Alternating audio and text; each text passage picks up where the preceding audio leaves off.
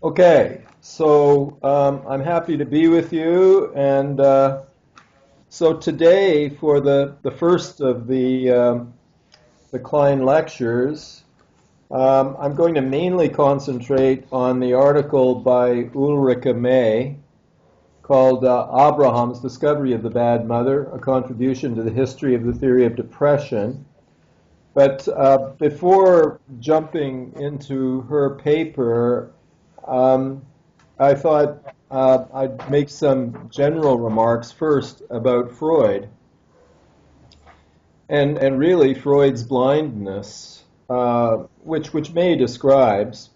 But I just want to underline in Freud's theory of anxiety, he makes the fundamental distinction between traumatic or automatic anxiety, which is an experience of being overwhelmed and helpless, as opposed to signal anxiety, which is that very small dose of anxiety that is generated by the ego when the ego anticipates what Freud called a danger situation. And by a danger situation, he meant a situation where I could be overwhelmed by trauma, by traumatic anxiety. And so I want to avert those catastrophes. Charles Brenner called these the catastrophes of childhood. Freud listed a series of danger situations. And so roughly speaking, in the first year of life, the danger situation is that of loss of the object. In Kleinian terms, this would be loss of the part object, that is, loss of the good breast, loss of the good object. In the second year of life, we're now dealing with whole objects. So the second danger situation is loss of the love of the whole object. I mean, mother is now not just a feeding thing, not just a breast, but a person. And so one wants to avoid her smile disappearing to be replaced by a frown, which gives her the power to begin to subject the child to cleanliness control and to socialize the child. The third danger situation for Freud is castration. I prefer to think of this in Lacanian terms, loss of the phallus. The phallus not being just the penis, of course, the phallus being that which I feel enables me to be the object, the desired object. Phallus is that which enables me to be desired, and so I fear the loss of this quality or this object that makes me desirable. It's a much broader notion of castration than Freud's, but I think it's quite accurate. I think it's a really important Lacanian contribution, the idea of the distinction between the phallus and the penis. And then the fourth danger situation, once the superego is formed, and for Freud, and here Freud differs from Klein, but for Freud the superego is not formed until the very end of the Oedipal phase, ages 5 or 6. As we'll see, Klein postulates a much earlier superego, but in Freudian theory we don't get a superego till around age 5 or 6. And then, excuse me. Okay. So I was just reminding everyone of Freud's theory of the danger situations of childhood. First year of life, loss of the part object. Second year of life, loss of the whole object's love. Third year till about 5, castration anxiety, loss of the phallus. And then finally, once the superego is formed, loss of the superego's love. So the point is that for Freud, the danger is always loss of something good. Loss of something good, the absence of something good. It's never the presence of something bad. So here's Freud's blind spots, and here is where Abraham and Melanie Klein make their major contribution by adding to the theory of infantile danger situations persecution. by a bad part object, not just the loss of some good part or whole object. So we're talking about Freud's inability to conceive of the mother as a bad object. And I just want to read you a passage from Freud's group psychology and the analysis of the ego. He writes, quotes, the evidence of psychoanalysis shows that almost every intimate emotional relation between two people, which lasts for some time, marriage, friendship, the relations between parents and children, contains a sediment of feelings of aversion and hostility, which only escapes perception as a result of repression. So all human relations for Freud that reach any degree of depth contain a mixture of love and hate. But then, having said that, he feels the need to go on to add the qualifying statement, quotes, perhaps with the solitary exception of the relation of a mother to her son, unquote, page 100. All relations that reach any depth show ambivalence, except, he says, for the relationship of a mother to her son, almost as if he could not bear to let the generalization stand about ambivalence, because it implied the existence of an element of hostility in the relationship of mother and son. He could not conceive of a bad mother. And again, the danger situations all concern the absence of something good, never the presence of something bad. And so we're going to see it was Carl Abraham who made the breakthrough through his study of the paintings of Segantini, and it was Abraham's analysand, namely Melanie Klein, who really added the presence of a persecutory, bad part object mother to the category, to the catalog of infantile danger situations. So on the issue of Freud's relationship to his own mother, I think I've recommended the book by Deborah Margolis, 1996, Freud and His Mother, Aronson. Excellent study of Freud's relationship with his mother. She lived into her 90s. In his 70s, he was still visiting her on Saturday mornings. He kept her on a pedestal. According to Margolis, Freud's idealization of his mother persisted throughout his life, an idealization that in her view defied reality and involved denial of hostile feelings towards his mother. And the hostility she feels is grounded in the enormous pressure constituted by her intense narcissistic investment in her golden Siggy, whom she apparently idealized as her symbolic phallus, rather than loving for himself.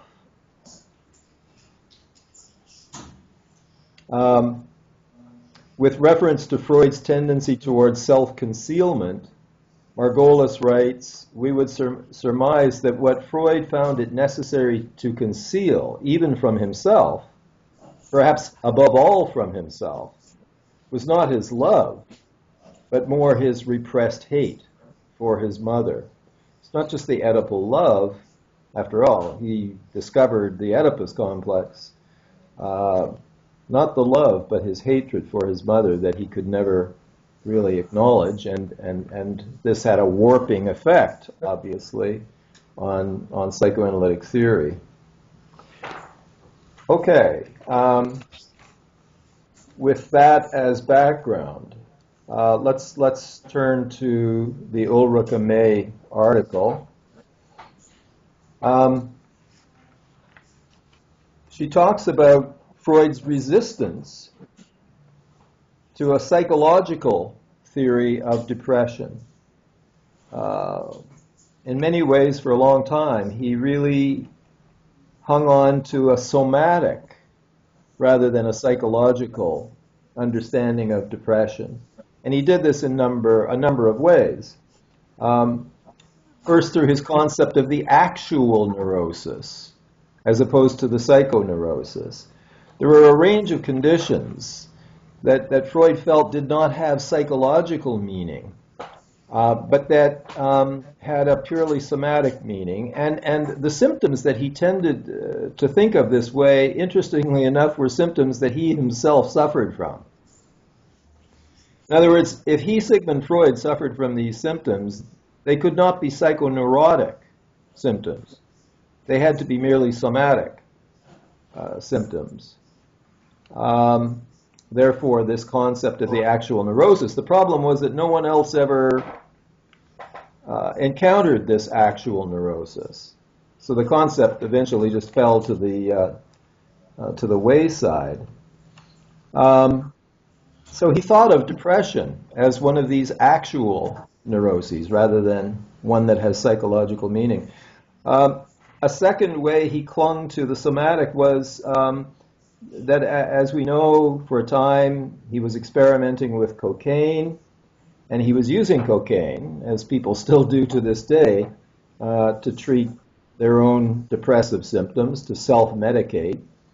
And the fact that he experienced this substance, cocaine, as elevating his mood, made him think that mood disorders are grounded in some chemical, physiological, rather than psychological process. And then thirdly, there was the influence of Wilhelm Fliess, who believed firmly in the somatic origin of mood swings.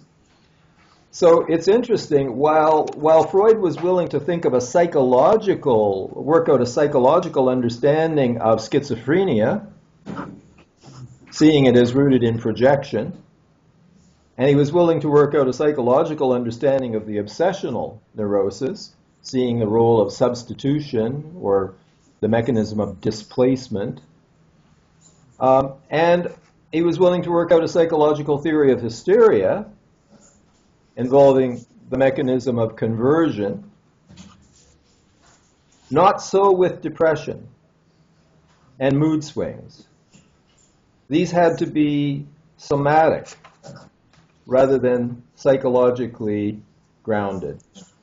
He could not see his own problems as being psychoneurotic. They had to be somatic in some way. It took him 20 years to begin to overcome this resistance. It was around 1917, around the time of Mourning and Melancholia, that he was able to overcome this resistance. Despite many of his colleagues around him in the Vienna psychoanalytic, Wilhelm Steckel, who broke from Freud around the same time Alfred Adler did, Steckel wrote, there is no one who kills himself who did not first wish to kill another. So there's suicide linked to murderous impulses towards others. Implicitly, the idea of suicide as the aggression turned away from others back against the self. That's Steckel. So we come to Karl Abraham and his 1911 study of Segantini. I don't know whether, I still don't have video, so I don't know whether you have the pictures that I sent you from Segantini available. Are they up somewhere? Yes. They're yes, up. They are available, yes. Okay. So which one should be presented right now? Let's start with the two mothers, because that's the one I sent you just recently, and that's the one about the good mothers, the two good mothers. Good mother and bad mother, yeah? Oh, well, the one with the cow? I'm sorry. It's called The Two Mothers. The cow with the and the woman with the child. Yes. It's here. So that's two mothers feeding their offspring. Actually, Segantini had many pictures of good mothers nurturing babies at the breast and so on. He wasn't just aware of the bad mother. He has lots of images of good mothers. But then we contrast that with the wicked mothers.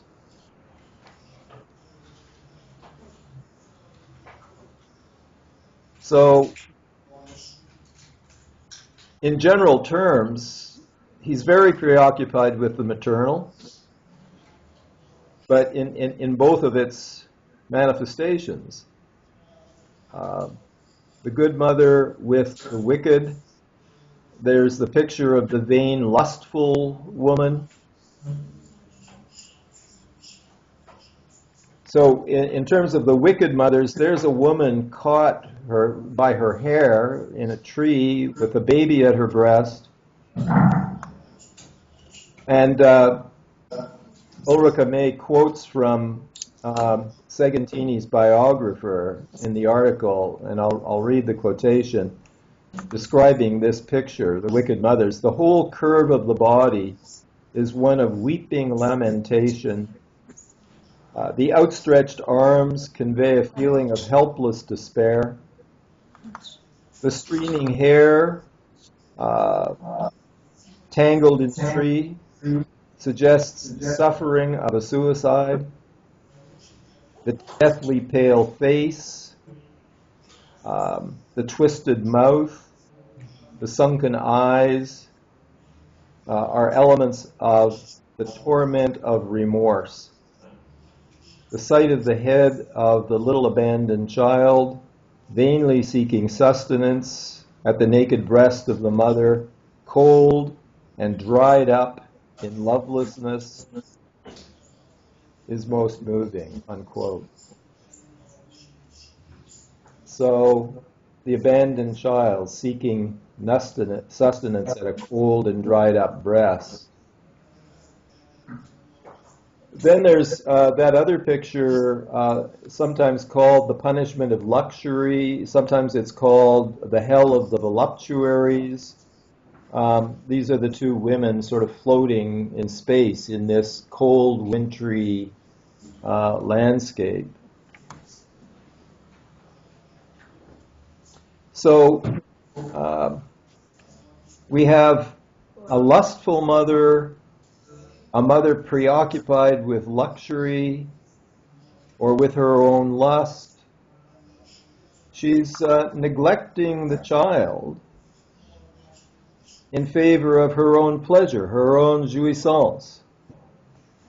This is narcissism. This is a critique of the narcissistic mother, preoccupied with sex or with her luxury, essentially ignoring, abandoning her child. Okay, so we know that Segantini lost his mother at age 5, and he believed that she died because of him, that she was physically harmed by his birth, this generating a sense of guilt. Then after her death, his father left him with relatives. We lost mother, then he lost father. He suffered from mood swings. He died at 48, I think it was. And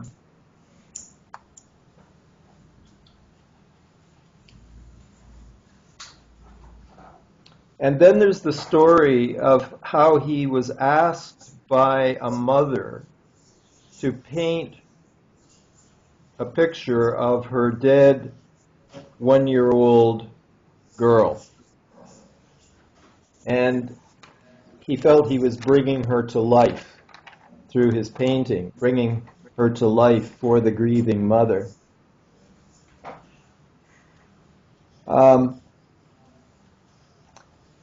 Abraham associates Segantini's mood swings with repression of the image of the bad mother.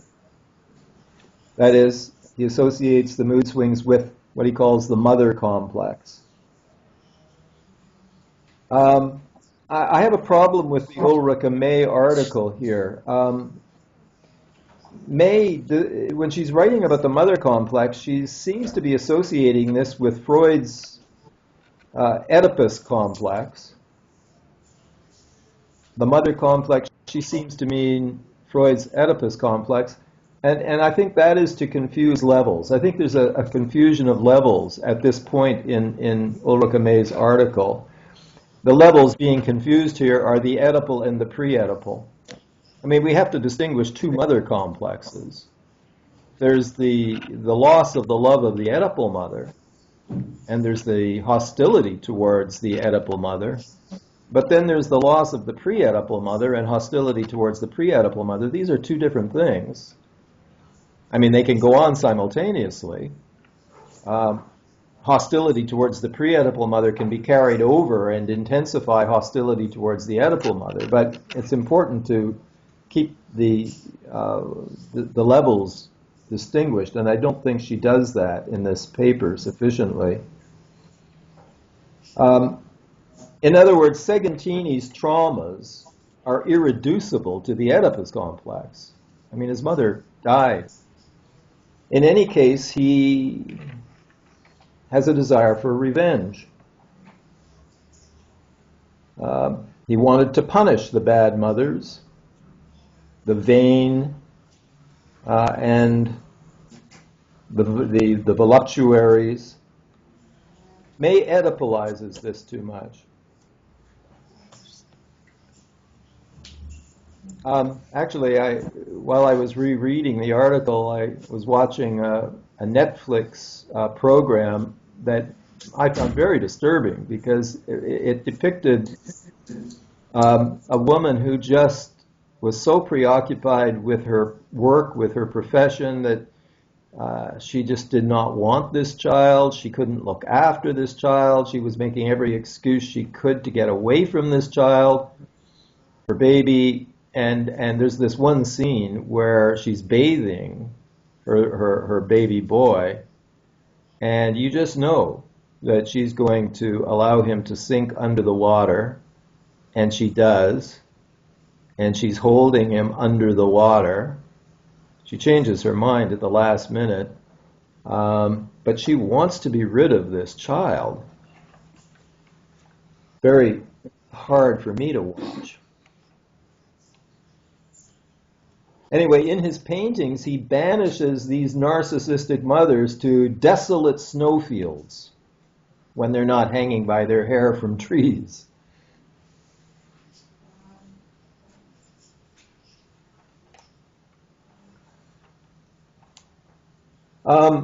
Abraham points out that excessive hatred towards the mother can be replaced by the opposite, excessive goodness. This is just reaction formation as we know it in Freudian theory, going to the opposite extreme. So you repress the hate and you exaggerate the love.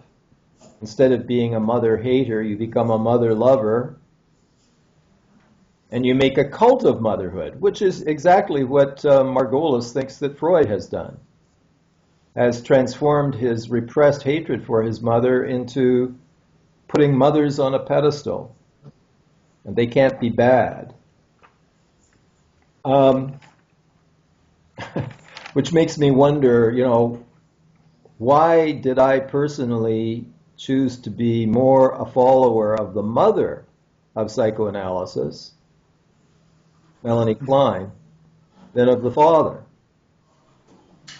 I chose the mother, not the father. Well, I mean, it could be Oedipal because I'm attracted to mothers, but it could also be a reaction formation to hostility towards mothers. So like Freud, perhaps I chose the mother precisely on the basis of reaction formation. I'm not going to waste your time by analyzing myself in front of you. Anyway, Segantini had the idea that he'd caused his mother's death, And we imagine he thought that this had something to do with his infantile hate. He turns his hate against himself, and the result is depressive guilt. And the need to make reparation. Out of his guilt complex, grounded in his hatred, comes a need to make reparation, which is channeled into his art, through which he makes amends for death wishes, replaces the dead child with a living child, as when he painted the woman's dead little girl. Through art, you can bring the dead back to life. And through art and other forms of reparation, you can make atonement for the sins of childhood. So here we have a new idea, the idea of reparation through artistic activity. And of course, this becomes a central idea for Melanie Klein. A way of making amends, reparation. And Kleinian analysts are very alert to signs of reparation in their patients, where patients begin to do something creative, something healing, fixing things, repairing broken windows, repairing broken toys.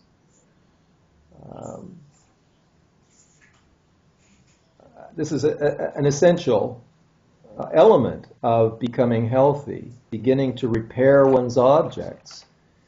And I'm talking about not just repair of external objects, but repair of the internal, the objects in the internal world, repair of one's internal objects. I mean, if your psyche is filled with broken, damaged internal objects, that's all you have to identify with, and therefore you feel broken. You feel damaged. But if you can repair your internal objects, then you have whole, repaired objects to identify with and can begin to feel whole and repaired yourself. So making reparation is a central theme in Kleinian theory and therapy.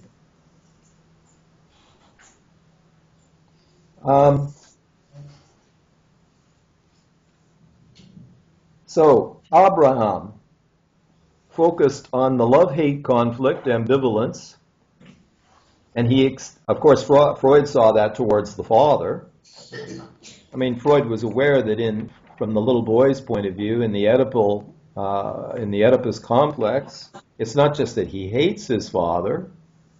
The whole poignancy of the Oedipus complex is that the boy both loves and hates his father.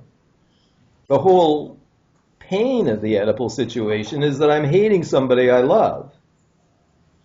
So I'm thinking of my son when he was about 4, and I was leaving Toronto to go to New York for a conference, and a part of him, of course, was delighted that Daddy was going away. He would have Mommy all to himself. Part of him probably was hoping the plane would crash and Daddy would never return. But another part of him was very upset. I remember him running after me with my vitamins. Daddy, don't forget to take your vitamins. I mean, the poignancy of the Oedipal situation comes from the love-hate conflict, from the ambivalence. Freud saw that. Regarding the father, Abraham is the one who extends it to the mother. Freud couldn't extend it to the mother. The mother had to be just loved for Freud. One couldn't feel this kind of ambivalence towards the mother. Abraham sees this ambivalence as at the center of depression. Infantile hatred of the mother, hatred, wishes for revenge, death wishes. This is too repressed for Freud to get to it. Abraham makes the breakthrough.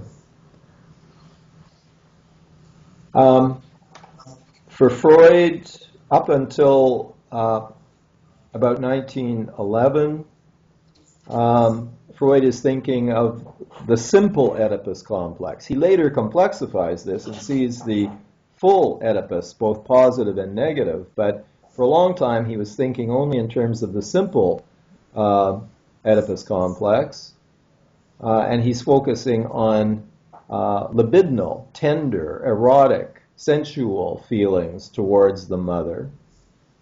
The hostility he saw towards the father and the siblings, not towards the mother. But it was only later in the 1920s that Freud moved on, was able to move on to the complete Oedipus complex, both positive and negative.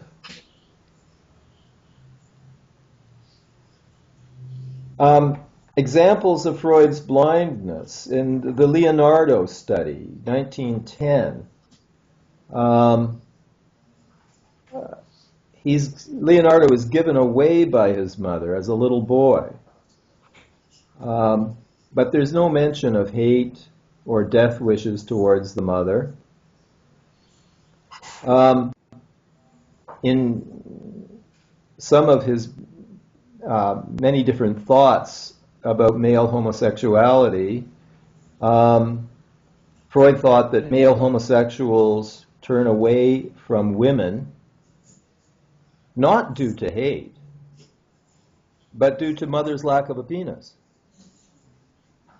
It wasn't hatred towards the mother that led to the turn away. It was simply disappointment in her for not having a penis.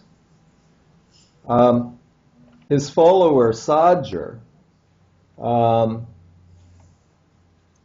did speak about massive disappointment in the mother as playing a role in male homosexuality, but Freud couldn't conceive of it in those terms.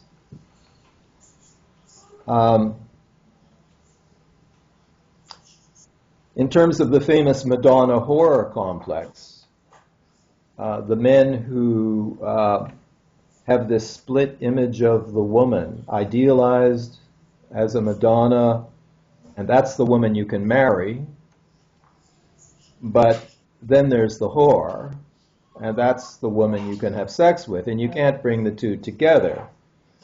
Very common split. But again, Freud doesn't understand this in terms of hatred of the mother.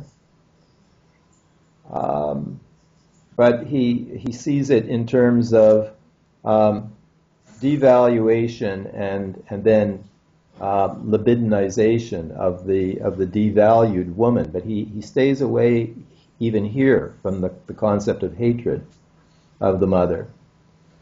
In his work on the case of the Rat Man,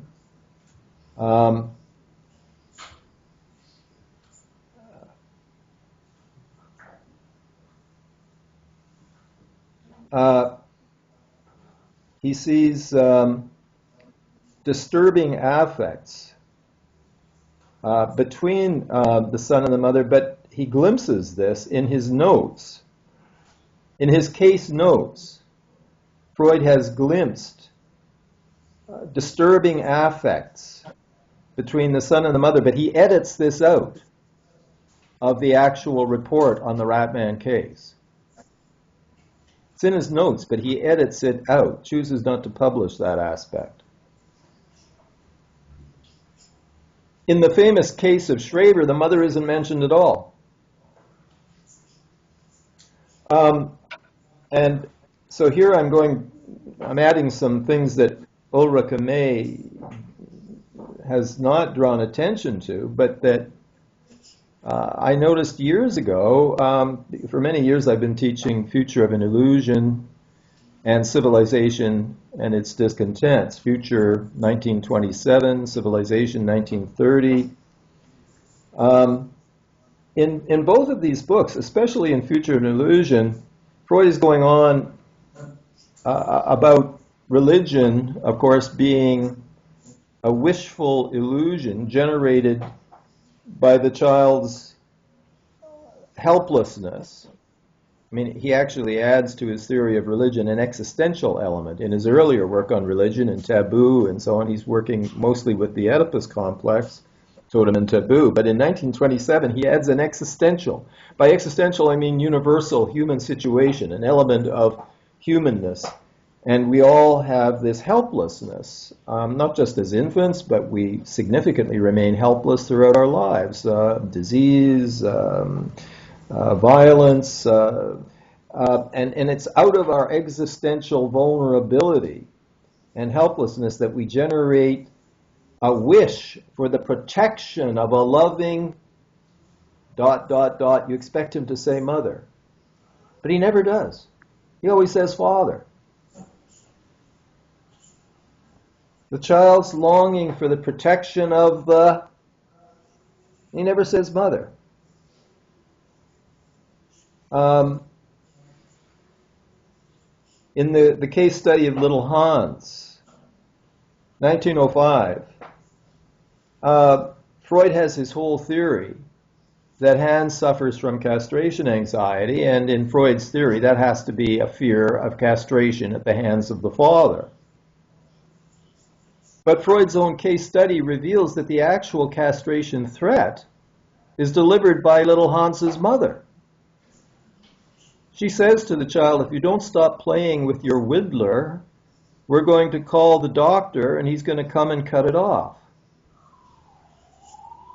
Okay? Freud can't pay attention to his own data, which shows the castration threat coming from the mother. He has a theory in which it has to be delivered by the father, and so that's what he writes.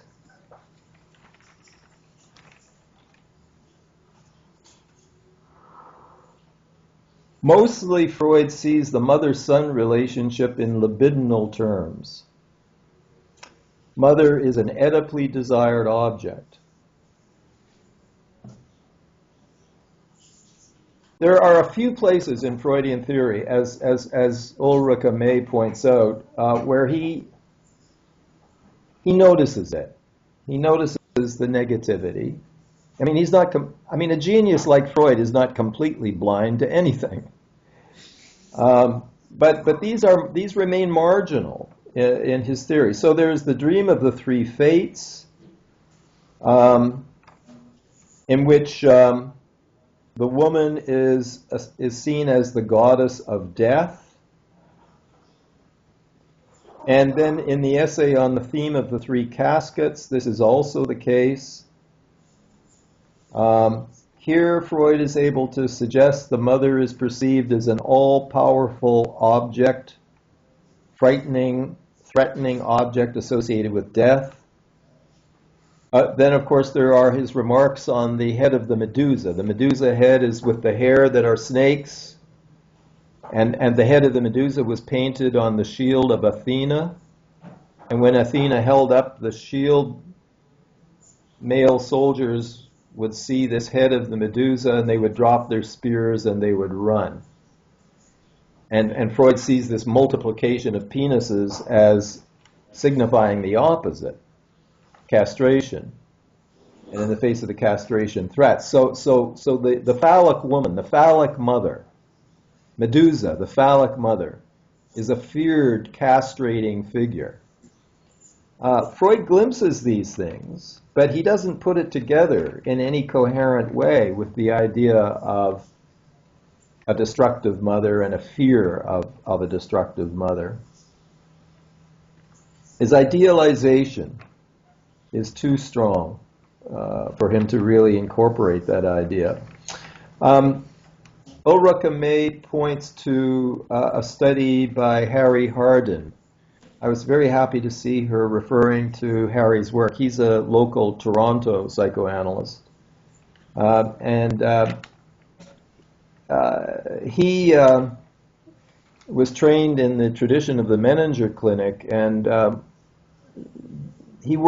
they worked in teams so that the analyst would have the patient in analysis, but there would be a psychologist who would do projective testing, and there would be a social worker who would interview people who knew about the early days of the patient.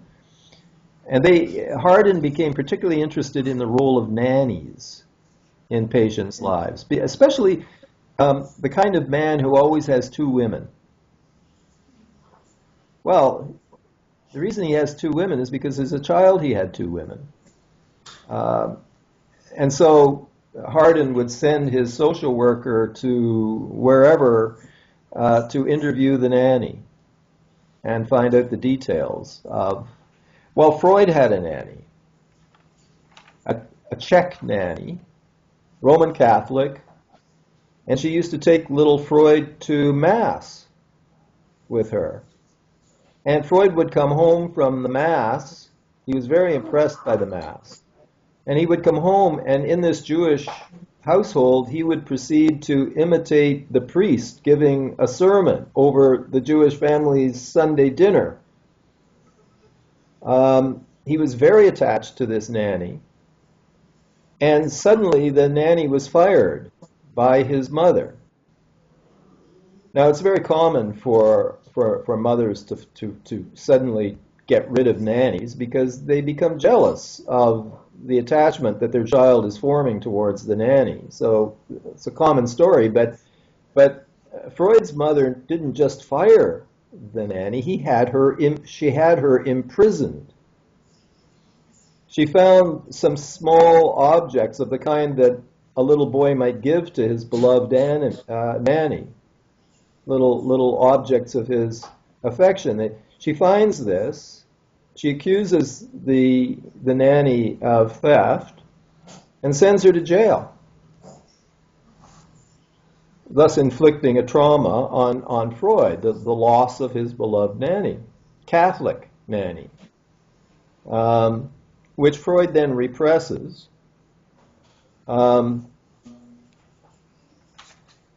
He had a lifelong hatred of Roman Catholicism. And the theory is that this was a pre-Oedipal trauma for Freud. This is Hardin's theory. And because he was traumatized pre-Oedipally by the loss of this nanny, in his theory he shifts the whole emphasis away from the pre-Oedipal period upwards to the Oedipal period. So this is a displacement upwards away from the scene of the trauma, making, the Oedipus complex the center of everything for Freud. Even though, of course, Freud was well aware of the pre-Oedipal. I mean, he gave us this wonderful metaphor of the so-called Minoan Mycenaean culture underlying the Greco-Roman. So you take the modern Italian city and you dig down, and the first thing you find under the Italian city is a city from the Greco-Roman era. But if you keep digging below the Greco-Roman, you encounter an earlier civilization, the Minoan Mycenaean. The Greco-Roman is Oedipal, father gods, but beneath that, in the Minoan Mycenaean, you have mother gods. So Freud gives us this metaphor. He was well aware that beneath the Oedipal layer is a pre-Oedipal layer.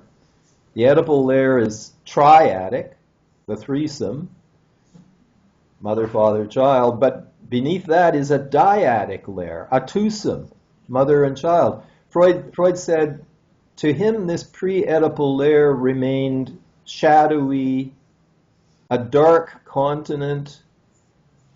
He couldn't make it out. He didn't feel comfortable with it. He said it will be the women analysts who tell us about it. Why? Because how do psychoanalysts learn about anything? Through transference. And Freud was comfortable receiving father transferences. But when a patient tried to turn Freud into a breast, into a mother, into a womb, he was very uncomfortable. But he said the women analysts will be comfortable being turned into breasts and wombs.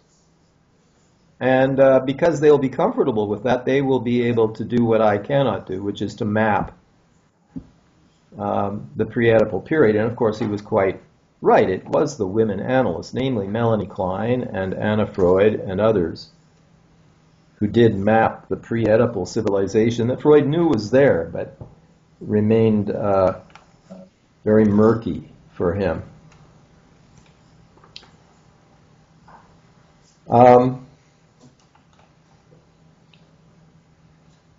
Okay.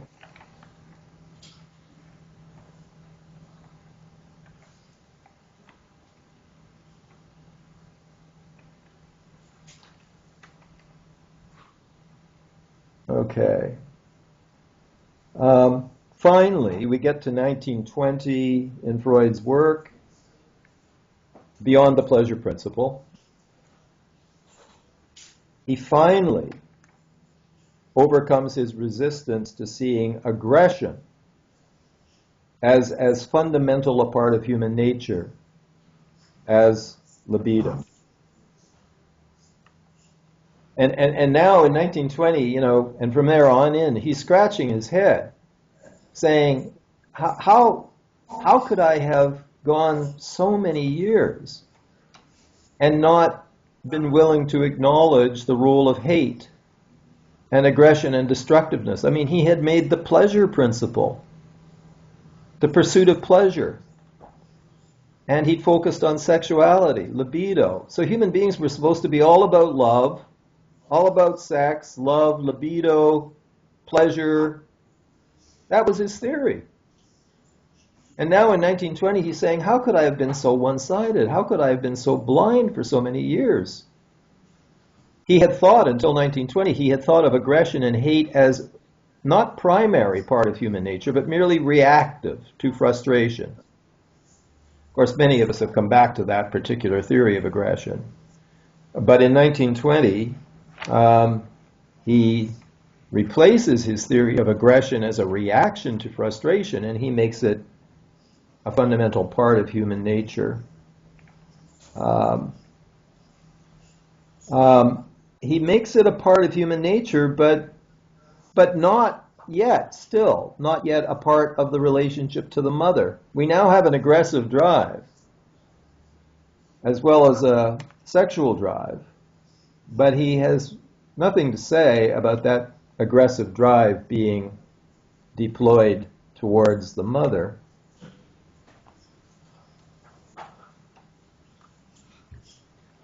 He tended to see hostility towards the mother as a metaphor for libidinal wishes to penetrate her.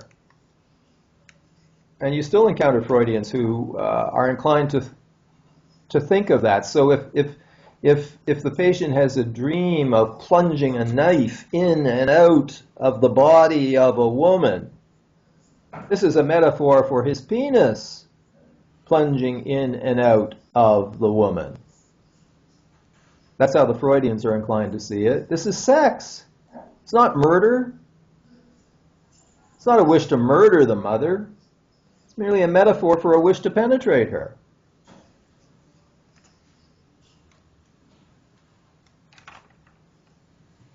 Freud is still insisting on the primacy of libidinal wishes on the part of both sexes towards the parent of the opposite sex. So then we come to the conflict with Jung.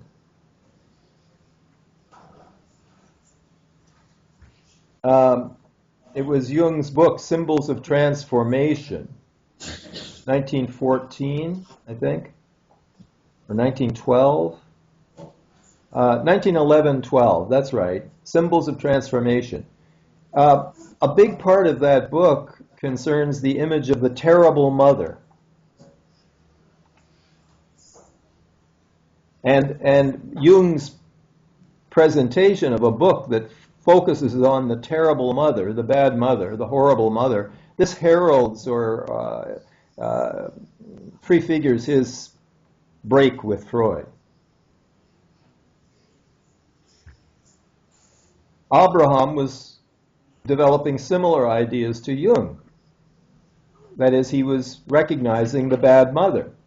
But unlike Jung, who departs, Abraham stays.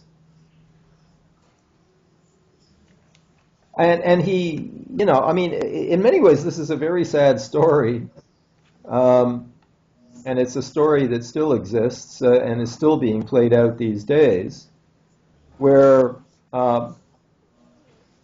creative psychoanalysts see things in their patients that the official theory does not admit. So the creative analyst has discovered something, But what he's discovered is out of sync with the official IPA ideology. Now, if you're a very independent-minded character like Jung, you just adhere to what you've discovered and you break with the people in the organization who won't accept what you've discovered. But Abraham twists himself for quite a few years to try to shift what he has seen and to describe it in ways that will not alienate Freud.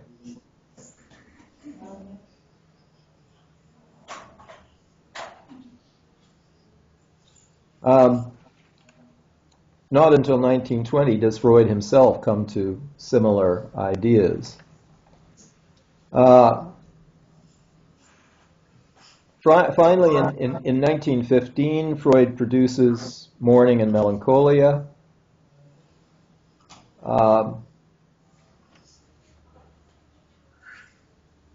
Abraham insists that the element of sadism in Freud's theory needed more emphasis. I mean, Freud is getting closer. I mean, what is the theory of Mourning and Melancholia? It's common sense says, if you've had a good relationship with your mother and a bad relationship with your father, losing your father won't be so bad because the relationship was bad, but losing your beloved mother, that's going to be a problem. Freud says it's the reverse. The relationships that we have trouble letting go of and mourning are the highly ambivalent relationships. Why?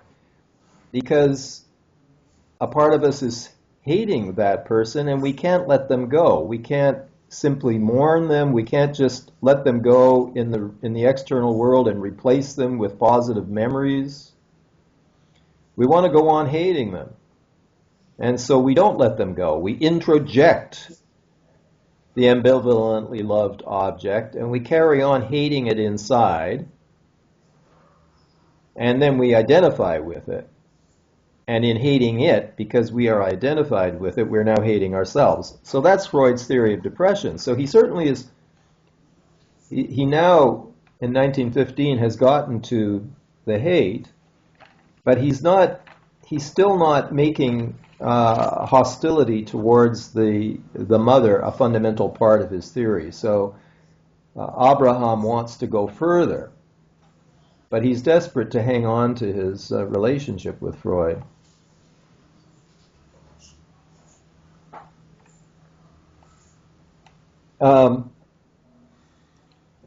Abraham emphasizes the depressed's self-reproaches, his self-criticism, and how this indicates the repression of hostile feelings. He talks about, in fairly serious depressive states, you have complete motor inhibition. In other words, the person becomes immobile, is immobilized by depression, can't move, can't get out of bed. The depression is so intense, he's immobilized. And Abraham understands this motor inhibition as being the result of strong motor impulses to attack that have to be inhibited. My urge to kill, my urge to strike is so strong, in inhibiting that, I have to kind of close down altogether. And Abraham draws attention to what we all know about depressed people, which is that they're horrible to be around because they're full of hostility. And their hostility leaks towards the people and is displaced towards the people around them. I mean, when you're with a depressed person, you're walking on eggs because they're itching for an opportunity to put you in the crosshairs of their rage rather than themselves. I mean, they're tired of attacking themselves. They're just looking for you to provide them with an excuse to attack you. They're full of hate, and it leaks towards those around them. And then Abraham points out that if a depressed person swings into a manic phase, their sadism becomes open. And they become outright violent and attacking. And he draws attention to the oral element in depression, the cannibalistic, oral sadistic elements.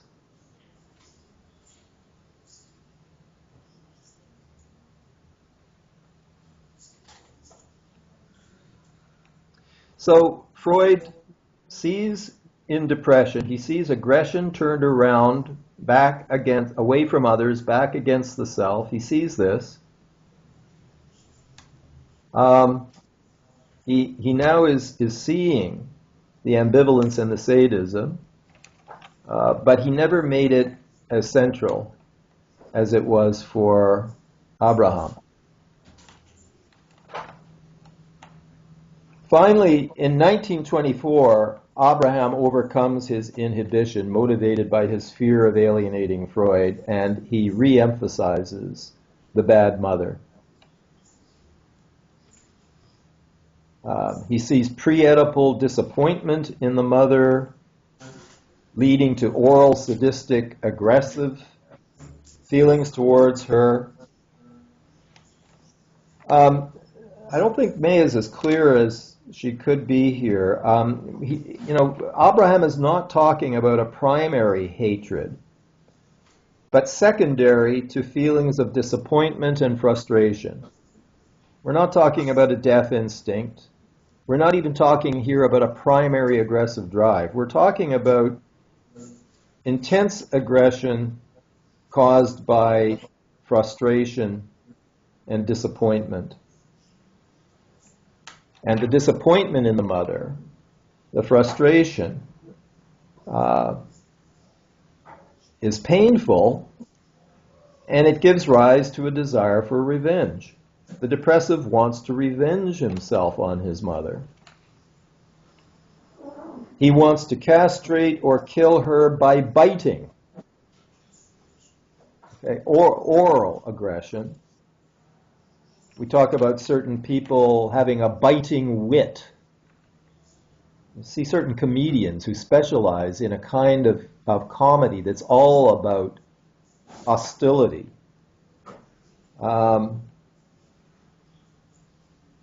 So the depressive wants vengeance upon the bad mother, combined with longing for the good one. There's Abraham's theory of depression. Revenge and hostility towards the bad mother while longing for the good mother.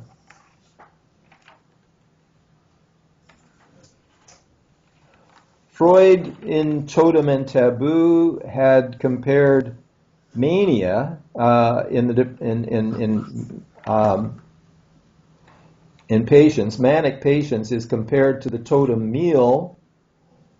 The sons, the brothers, rise up and slay the father, and they cannibalize him, which Freud saw as being symbolically carried on in the Christian Mass, where, once again, you're eating the flesh and drinking the blood of the slain Father God. But this whole idea is that after they killed the oppressive father, they had this manic celebration. The father had sexually repressed them. He kept all of the women to himself. Finally, the brothers kill him. They cannibalize him. They have orgies with the women. This is the manic totem feast. But it's all focused on the father for Freud. Abraham sees the cannibalizing of the mother, the killing and the cannibalizing of the mother. But, he's still waffling a little bit. He's still waffling. Very uncomfortable disagreeing with Freud. Well, no wonder he was uncomfortable disagreeing with Freud. What happened to you if you disagreed with Freud? You got kicked out of the movement. That's what happened to you. Of course, Freud, for Freud it was really either or. You either conformed or you got kicked out. But if you conformed, he held you in contempt. saw you as a wimp. So his loyal followers he held in contempt, and his creative, independent followers he kicked out. So no wonder Abraham was anxious. Anyway, he finally gets clear, Abraham. He sees psychic losses, especially disappointments during childhood. These are the causal factors of later depressions. Psychic losses and disappointments are the causal factors of later depressions. And he focuses on disappointments at the hands of the mother in the case of the man, Segantini. Early longing for the good breast is disappointed. This is at the root of mood swings, which involve death wishes, revenge wishes, and resulting guilt.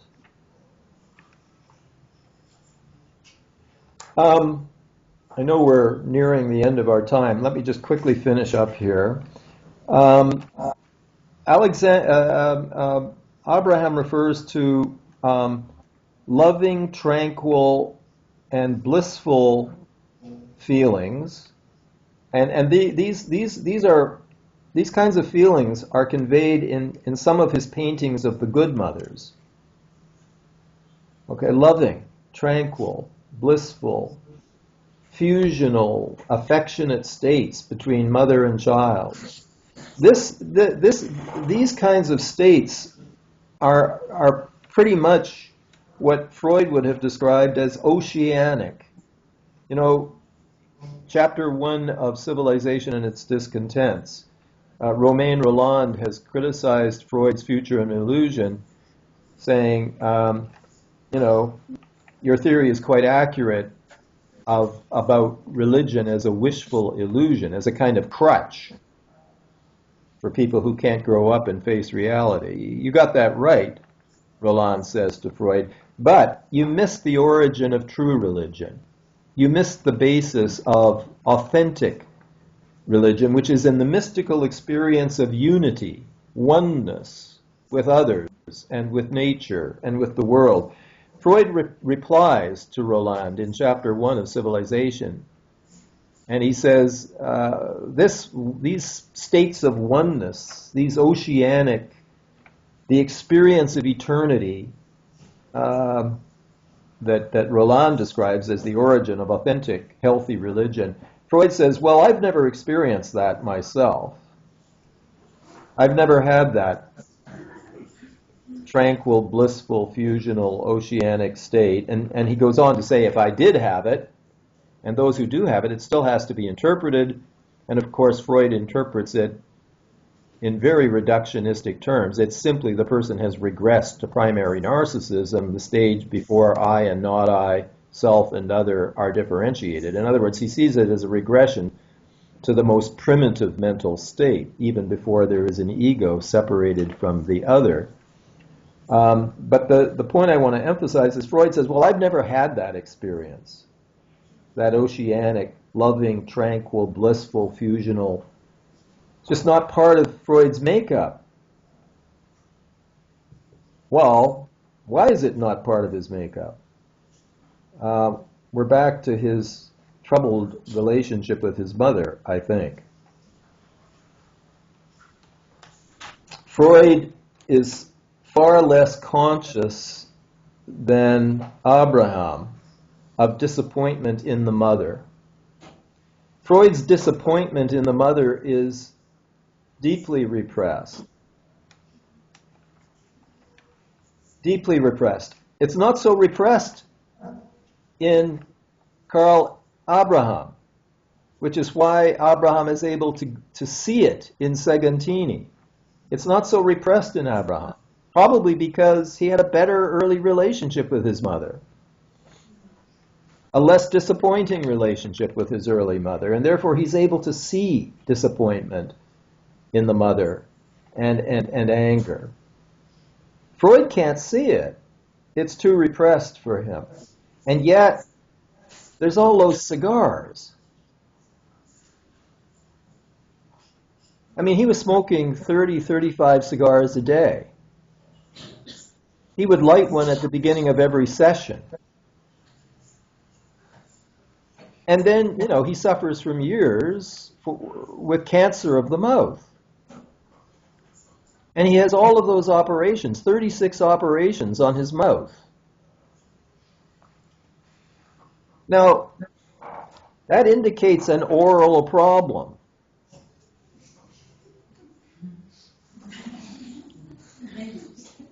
Major.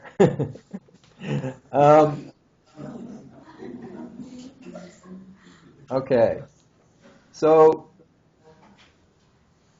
Abraham introduces us to this pre-Oedipal world of splitting, of the good breast and the bad breast.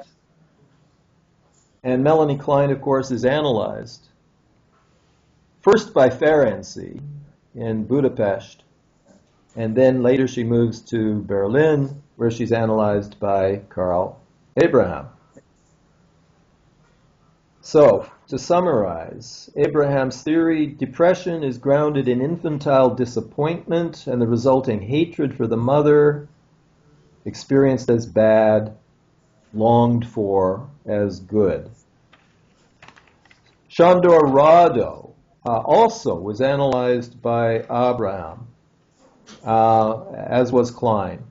And Rado, too, speaks about splitting of the mother imago into a good and a bad mother.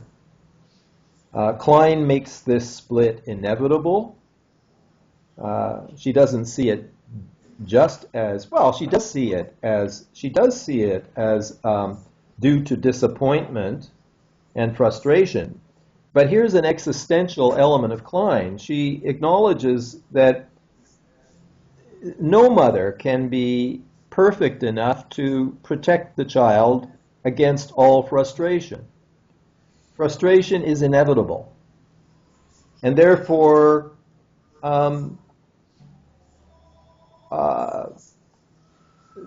since frustration is inevitable, experience of the bad mother is inevitable.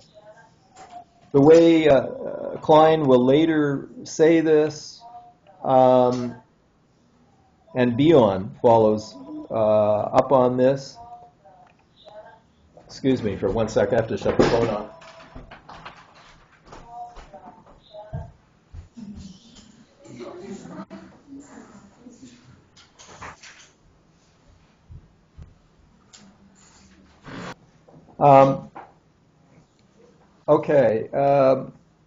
The existential element.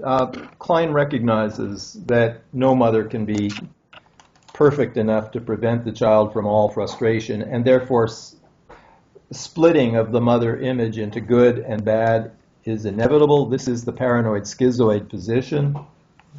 It's not only inevitable, but it's necessary, as we'll see.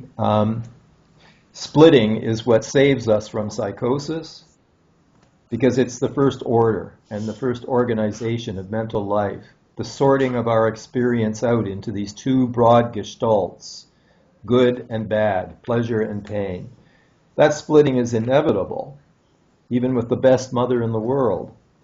But sometimes this inevitable splitting is greatly intensified by really excessively frustrating experiences early on, which makes the split deeper and much more difficult to overcome. Again, one of the things I'm going to be emphasizing is this myth that Klein ignores the real mother, the real parents, and puts the responsibility all on the child. This is a widespread distortion, and it's a myth, a delusion about Melanie Klein. People apparently don't read Melanie Klein. If they did, because on almost every page, Klein stresses the importance of the real parenting, the importance of the real mother, because only the goodness of the real mother can counteract the inevitable image of the bad mother. Because frustration, inevitable frustration, is going to generate an image of a bad mother. And that can only be counteracted by taking in of the goodness of the real mother. But somehow this myth has gotten established that Klein ignores the role of the real mother. I blame John Bowlby. There's a famous interview that took place sometime in the 70s, I think it was, where Bowlby says that Klein threw out the real world and the real parenting. You can only think that if you don't read Melanie Klein. Okay, the intensity of the bad mother image is going to be determined by the degree of the infantile frustration. And of course, the degree of infantile frustration isn't just about the degree of disappointing or frustrating behavior on the part of the mother. We know that babies come into the world with different temperaments. And some babies are much more needy than others. Some are much more sensitive to frustration than others. So the degree of frustration is not simply due to mother's behavior. It's also has to do with the interaction between a particular infant and a particular mother. Anyway, splitting and the formation of the paranoid-schizoid position is inevitable, but it is lessened by the taking in of the real goodness of the real external mother. And this, of course, is not denied, but actually emphasized by Melanie Klein. Okay, I'm sorry I've used up practically all of our time, but we have a few minutes left for any questions or comments you might have.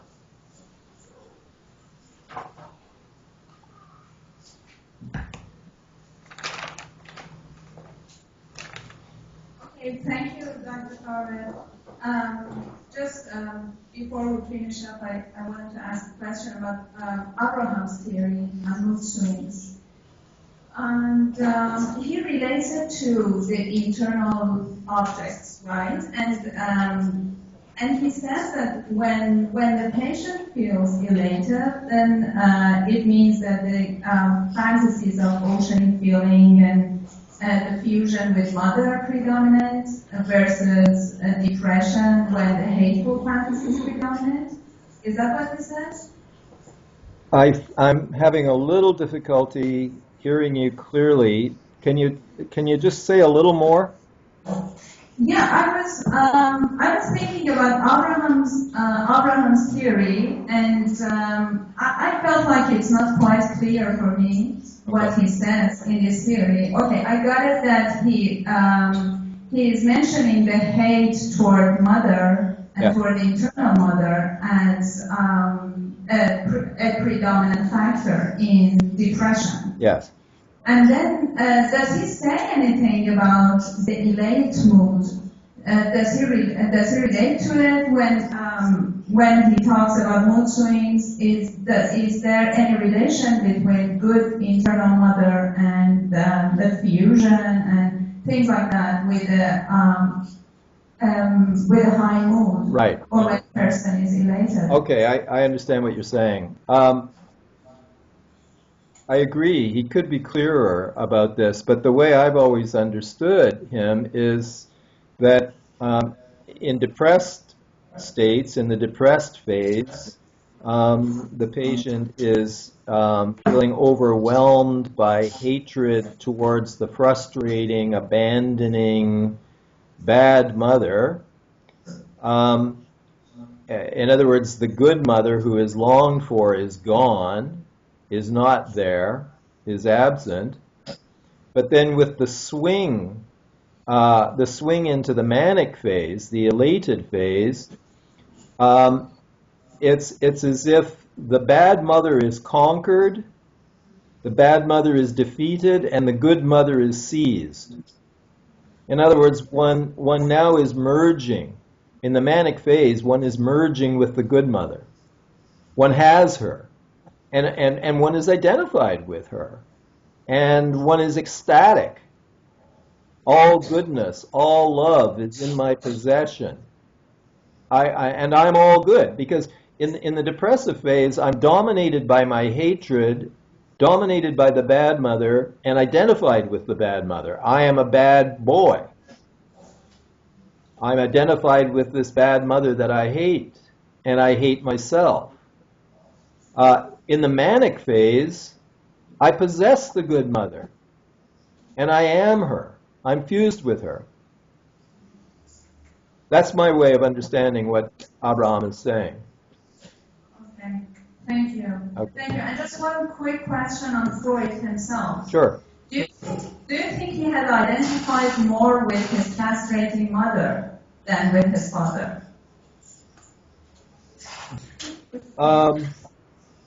Yeah, basically, yes. Because, Freud did not have a castrating father. I mean, Freud was deeply angry at his father.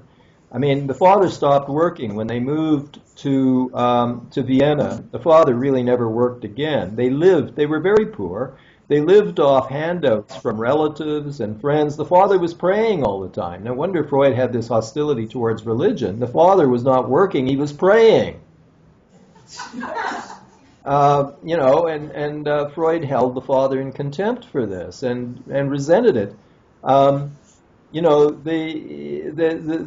firstborn son in a Jewish family, when the father dies, it's a major responsibility to organize the funeral and to do it right. Freud did a poor job of organizing the funeral of his father. He was late. He arrived at the funeral late. He said he was delayed at his barber. The whole family were hostile to him for organizing such a cheap funeral. So Freud had hostility towards his father. But I think he saw his father as a weakling. I think he was much more identified in his aggression, much more identified with the castrating mother.